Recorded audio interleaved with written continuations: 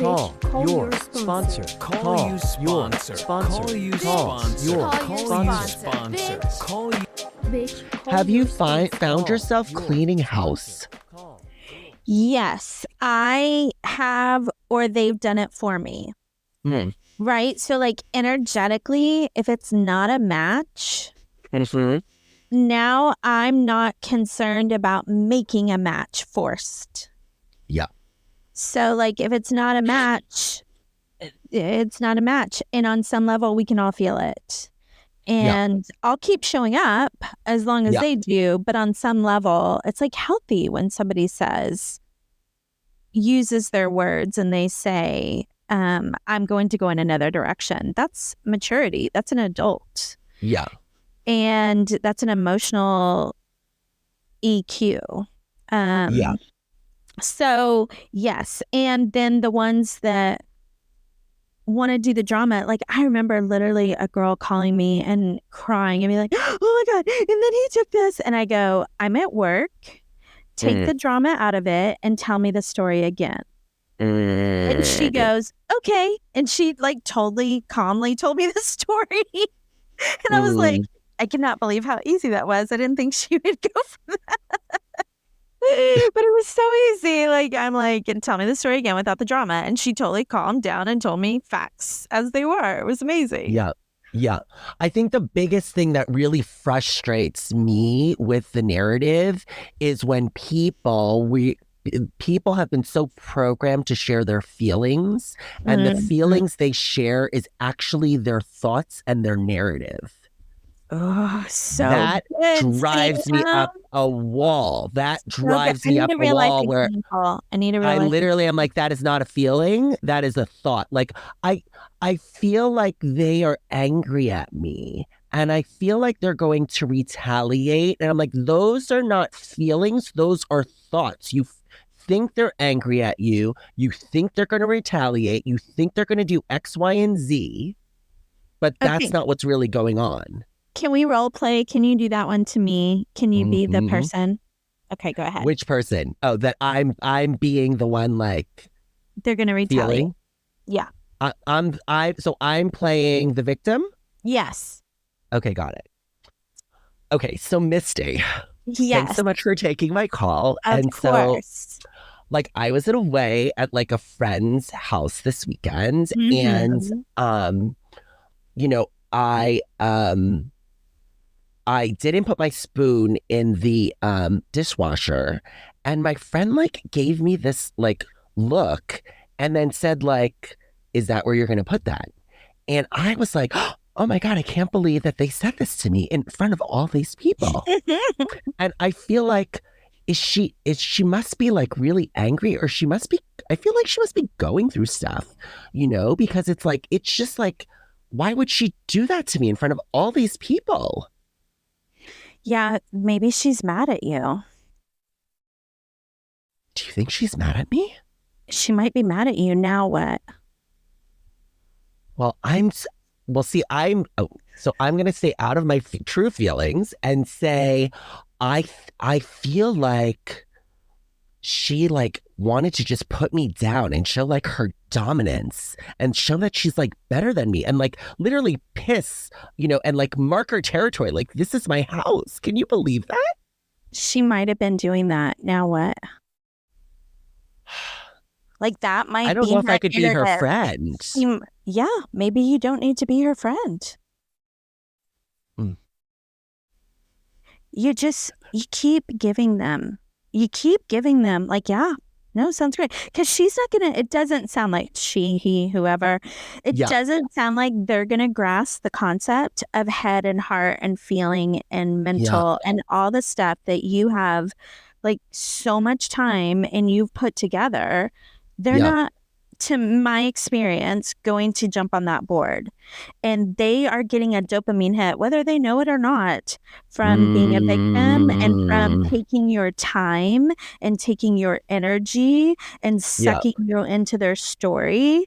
And you can't be sucked in if you agree with them. Yeah. If there's no contrast. And Go ahead. Oh, you are like what is it called? You are like the step. It's not a step.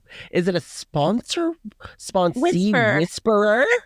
I am a sponsee whisperer. Oh my God. I'm a baby whisperer and a sponsee whisperer. If you have a baby, I want the baby. I can do it. I got it. When babies are crying on planes, I want to take them really bad, which apparently is not good in the society today. But Yes. yeah, I'm a sponsee whisperer too. Like, I love it. Honestly, those calls, Yeah. like, I'm excited to utilize the playbook, right? So like, I Yeah. never cringe from them. I'm like excited to once again practice the science experiment. Yeah. It's interesting because I with the people that I'm working with right now, they are all like snowflakes. They're all unique in their own way. Mhm. Or some that that look at are able to look at things through a different lens, you know. And is it because of their step work? I'm not sure. No, Is it because of the time? I don't think so. I don't think so. I think Yeah. it has to do with the trauma. It really is like how much people are able to access their true inner self versus their mask. Like, Yeah. I feel like if I had to quickly assess what we're talking about here, it's that you get to a place with certain amount of sobriety and doing this work where you're at a level of authenticity where somebody who comes in real heavy with their mask, it's like I recoil as if from a hot flame because I'm no longer at that level where I can just play in the mask and the personality and act like that's real. It's not real. That's not what we're Yeah. dealing with anymore. Yeah. So what have you done in the past? You've just continued to, the energy has shifted and people have parted ways, or, you know, it's almost like sometimes I think that there's some people that don't, it's just that they're in that space. And I get it. Well- Everyone has their own growth thing, you know? Well, what this person is attracted to, a lot of times in my experience, this type is they're attracted to the contrast. They're attracted to the manipulation and the time and the energy and going through their stories and all of that stuff. They're attracted Yeah. to that. And when they don't get it, when I go, yep, sounds bad, they go away from me because I'm not giving the resistance that they're craving. I'm leaning into their story and their narrative. Like, yep, sounds terrible. You're not going to make it. Yeah.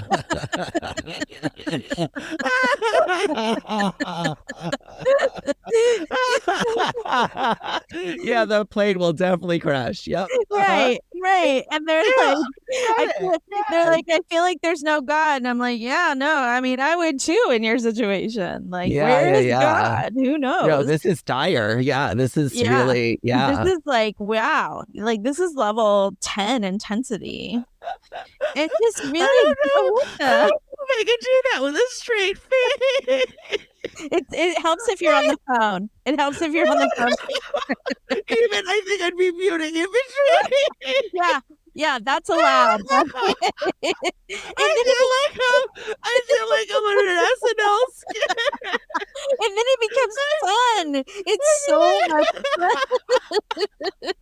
I feel like I'm on an SNL skit. Or I'm doing a post.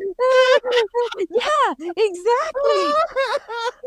Exactly. Oh, what was that? Oh my God, there was an SNL skit where it was Debbie Downer and they would do like the HOA meeting and they'd be like, and we're going to do this. And well, I think if the elevator goes down. They would do like a womp womp. Yes. Oh my God, that's exactly it. That's what it is. Oh my God, I was laughing so hard I hit my head.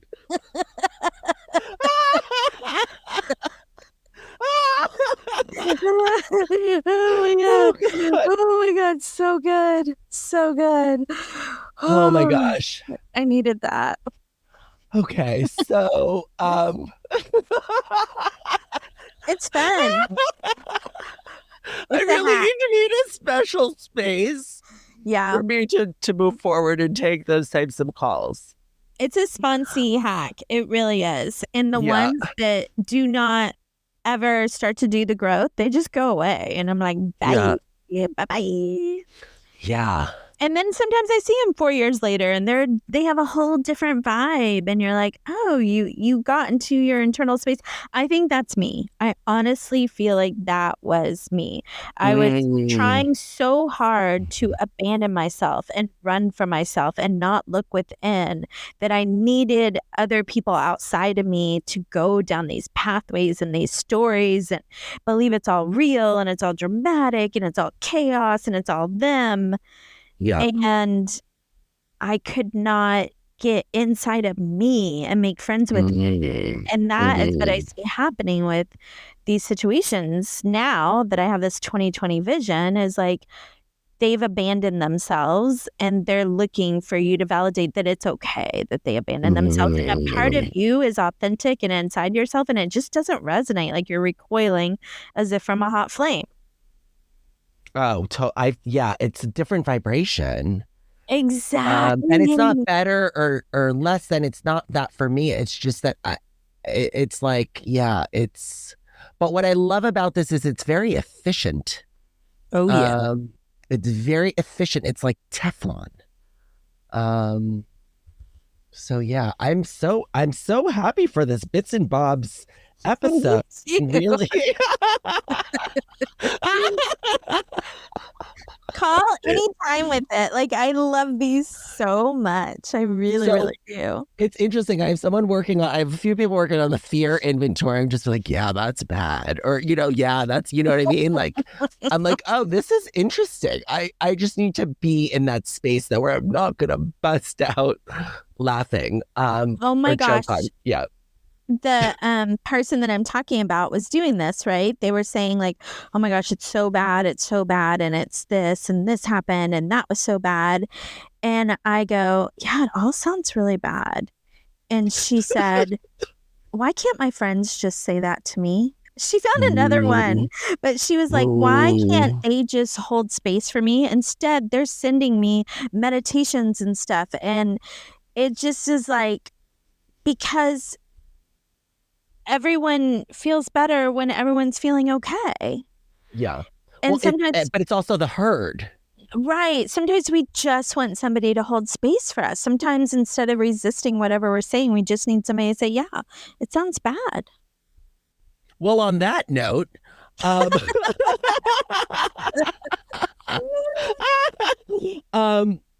at our final 5. I've got a question. Bring it. What is what is the toughest time? I'm not defining toughest time that you encountered with a sponsee in your years navigating this work? That's a really good question. I've mentioned the only one time that I fired a sponsee, which that won't be it. She literally told me she's a star fucker and didn't have a drinking problem. And I was like, okay, I do not have experience with that. Literally, I don't have the experience with that. And then I think one of the toughest times I had with a sponsee, it's a pattern.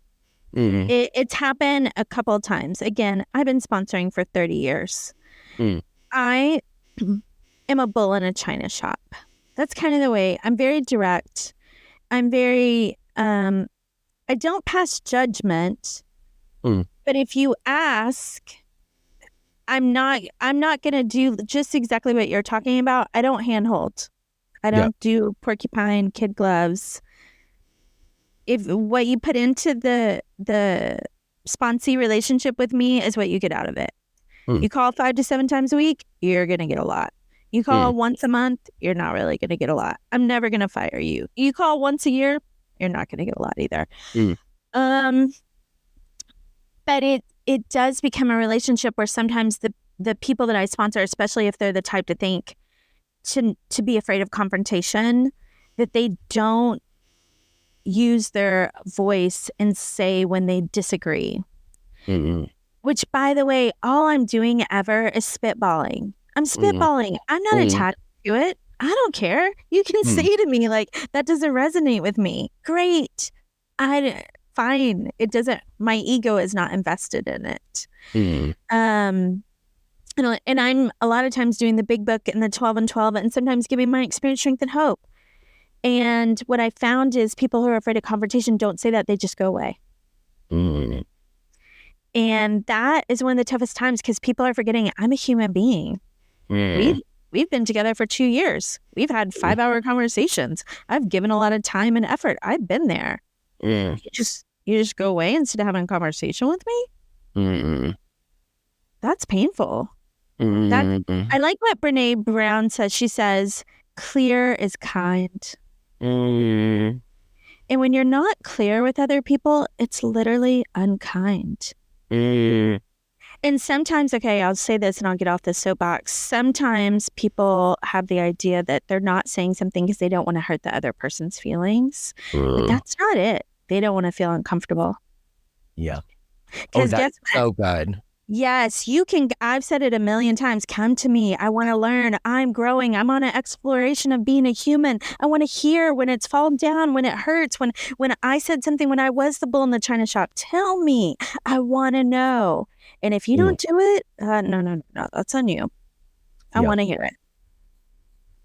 It's interesting. So that last thing that you said about they're afraid to tell somebody because they don't want to hurt the other person's feelings. Yeah. But it's really that they don't want to have to deal with their own feelings. Exactly. And it's presented. This is why I say people pleasers are people hurters. Yeah. Because they're acting like I'm so, well, on some level, they're not consciously acting like it. Like I'm being so altruistic that I want to please this person or I don't want to hurt this person. When really it's an internal experience for them. They want to feel good and they don't want to feel pain. Yeah, but you get to keep so putting profound. You get to keep putting it on the other person. Yeah, and it's interesting because I've not really looked at it through that lens. I've looked at it through the lens of like, there's a certain level of dishonesty and or self-centeredness or something where I actually believe I can control other people. Like I control delivery, and if it comes from a place of love or anger, those types of things. But for me to have an honest conversation with somebody and me protecting you from you having your feelings, it's like this thing of like I can actually control how you feel, which is not what I'm hatred. And I've noticed that the people, like we talk about a lot, the people who go to the top of the heap and say it's all them, and the people who go to the bottom of the heap and say it's all me. So the people who go to the top of the heap, when they confront someone, they do it anger, yelling, rah, Yeah. And the people who do it like everything, it's all me, it's them, they just go away. Yeah, it's so it's one or the other. But if you do the equanimity, that's when you're either place you're having like just a real conversation. Okay, I'm going to answer the question, but I literally had a flash in my brain that we can do a grid, top of the heap, bottom of the heap. Like this is. Oh my God. Yes. I just got chills. Oh my God. And the 12 steps in between from the bottom up and from the top down. Yes. They get you to the equanimity. Yeah. Yes. What was the question? It was so good. I just got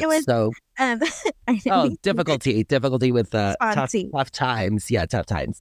So I would say the one where there was a significant amount of trauma, and I was part of a pattern of how they related to people, and it was very it became verbally abusive. Oh my goodness. And I was like, this is not okay for me. And when did you sponsor me? Just kidding. Funny, not funny. No, funny. Yeah. So that was the thing. And what ended up happening was by me having a boundary, they ended up coming back a few weeks later and were like, no, this is actually something I need to work on. And if you're willing, I'm I'm willing to work on and get outside help and then also continue Wow. on. Yeah. And then they were actually female and they are female. And what ended up happening was their growth was when they were able to then move towards a female sponsor. Wow, that's really Yeah. So cool. to see that transformation, but that tough time was tough. That was like, whoa, this is another level that I don't even. It's totally, But yeah. Yeah, you can tell. You can tell. You can tell when it's a whole nother level. I've had that before where a girl was sponsoring all of a sudden like was really, really off. And I was like, hey, honey, were there certain medications you were taking that you're not? And she's like, oh, yeah, I took myself. I was like, okay, honey, I need Yeah. you to check in with your psychiatrist before, our next Yes. call. Yes. 100. Oh, thank you, Misty. This was great. Our little bits and bobs. I love it. I love it. I love me a little English accent on anything. So bits and bobs and bitches, call your sponsors. Call your sponsors. Call your sponsor. Call you sponsor. Call you Call sponsor. your Call you sponsor. sponsor. Call you. Bitch, call your sponsor. Call your sponsor. Call your sponsor. Send us an email with comments, questions, or concerns bcysponsor@gmail.com. Don't forget to rate 5 stars.